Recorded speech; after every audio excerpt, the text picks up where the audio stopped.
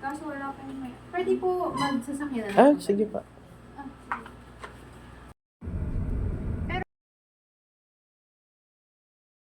ibig sabihin mo, pag nilakad ko siya sa Meralco, ganun din. Opo, ma'am. Ganun, ma'am. Hindi po na. Mas matagal, ma'am. Ayan po. So, yun, ma'am. Sige, mag-inspection po muna tayo. Tara po. So, mag-move in kami ngayon, guys. So, ito, ma'am. Ma'am, itong labas, okay naman sa inyo, no? So, i-check po muna natin itong labas. Ayan, check po natin if may makikita kayo. So, all goods naman. Ayan po. And then, ma'am, yung pintuan, check nyo po kung nabubuksan po. So, later, i-check mo yung mga keys. Okay. Ayan. Okay. And then, ito, ma'am. Yan. Ano po yan, breaker. Okay. And then, ma'am, ito, check nyo po naman itong mga windows. Ayan. On. Close, open pala. On, off tuloy. Ayan. Okay. Sige, ma'am, sagad mo po. Ayan. Okay. Ayan. So, bago pa lang, ma'am. Kaya medyo mahigpit pa. Ayan. And then, ito, ma'am. Flooring natin. Okay. And then, walls, ma'am. Kailangan ma-check mo yung wall. So, wala pa, ma'am, water, ha? Wala pa po tayong riser. So, and then yan, CR, ma'am.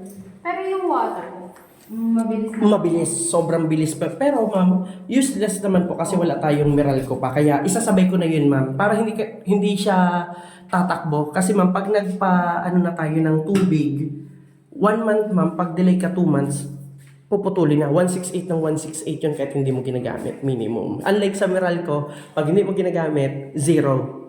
Okay, kahit wag muna natin kasi yung tubig nasa may bahay lang. Madali na 'yon. Ako na lang mama magpa-process ng tubig. Ayan. Tapos ma'am, ito pa.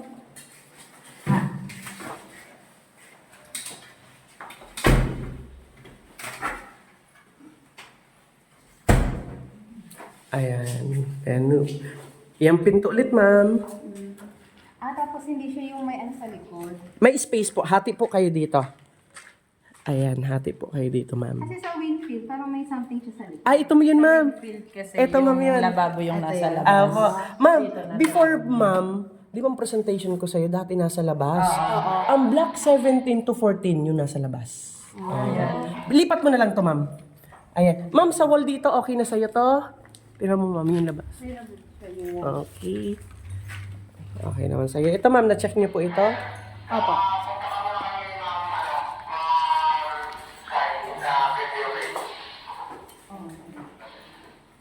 Apo. Kaya may CR, okay naman. Apo. Aba, mas maganda ang CR dito. Oo, okay naman. Tingnan mo, ma'am. At saka, yung basin niya. Di ba? Yung basin niya. Parang mas malaki dati compared doon sa Winfield. Ay. Sa Winfield ka, ma'am, nakatira? Doon ako nakakuha. Okay. Sige po, akyat po kayo. Ma'am, yung walls and flooring check niyo po. Ayan. So, solid yan, ma'am. Ma'am, bintana po ulit. Lahat. Para in case po may sira, libre lang po, katulad ng sa Winfield. If may mark po ng tubig, ibig sabihin may tulo.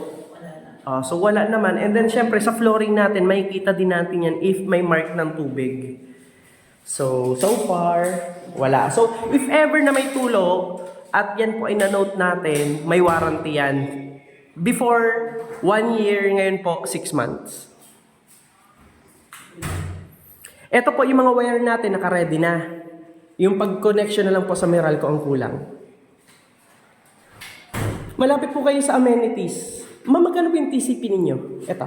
Ay, hindi ko na. Parang 2.1, 2 million. Ngayon po, 2.3. Tumaas na. Opo, sobra. Kasi po, di ba yung dulo, 1.8, 1.9, papuntang gate, pataas ang pataas. So ngayon po, 2.3. May discount lang na 50,000, kaya 2.250. So nakaready na po ito, partition, katulad ng Winfield. Sobra, ma'am, sobra. Ma'am, 5 times po yun, nito. Kasi kahit L300, kasya dito. So kaya din siya ng mga SUV. SUV. Hi guys! Magandang bahay, magandang buhay sa lahat. Welcome to my vlog. For today's vlog, andito po kami ngayon sa St. Joseph Richfield Phase 2 PCS na kung saan kami po ay nag-conduct ng move-in or nag-inspect po kami dun sa bahay kasi si ma'am po ay tapos na magbayad ng down payment and then take out na rin po siya sa Pag-ibig. So, pinuntahan po namin yung bahay para malipatan na. So, nakita naman po namin yung bahay, all goods, wala nang problema. Ang kailangan na lang po ay tubig at kuryente. So, ito po, since na po siya ay Block 8, nag-suggest po ako kasi may mga napauna na po akong move-in, na turnover na po yung unit. So, ang ginawa po namin doon ay nag-move-in na kami. So, unfortunately, wala pang Meralco, doon na may tubig, so hindi pa po magagamit yung bahay. Kaya dito, mas minabuti po namin na hindi po muna kami mag-accept ng unit para hindi po magtuloy-tuloy yung monthly dues. If ever naman po na energized na yung area, pwede na po nating i-accept yung unit kasi pag energized na, pwede na po nating pakabitan ng Meralco. At the same time, yung waters. Thanks for watching. We are Matibay44. Please like and subscribe. I'm so proud of you. Look at who you've become. Every single thing you've been through made you who you are.